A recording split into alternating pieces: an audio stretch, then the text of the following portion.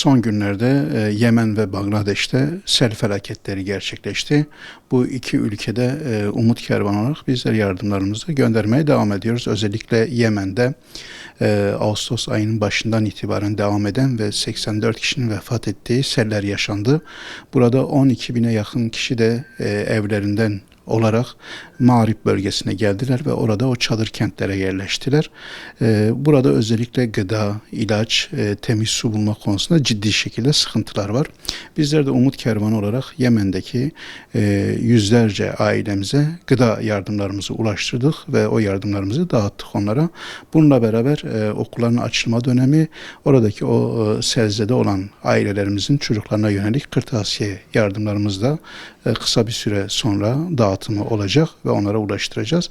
Aynı şekilde Bangladeş'te de ciddi şekilde sıkıntılar var. Özellikle gündeme gelen Hindistan'ın baraj kapaklarını açmasıyla beraber 11 bölge ve orada bulunan şehirler sular altında kaldı. Hala bu sel suları çekilmemiş durumda ya da barajlardan gelen sular.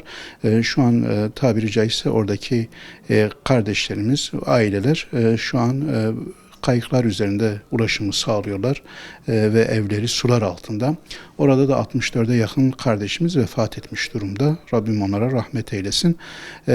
Bangladeş'te de zor şartlar altında Umut Kervanı olarak gıda paketlerimizi hazırladık ve oradaki kardeşlerimize dağıtımlarını gerçekleştirdik.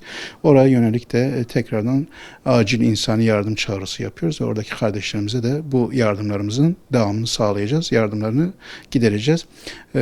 Hem Yemen'de hem de Bangladeş'te yardımlarını bizlerden esirgemeyen hayırseverlerimize çok çok teşekkür ediyoruz ve yardımlarının devamını bekliyoruz. Oradaki kardeşlerimizin ihtiyacı var. Rabbim kendilerinden razı olsun.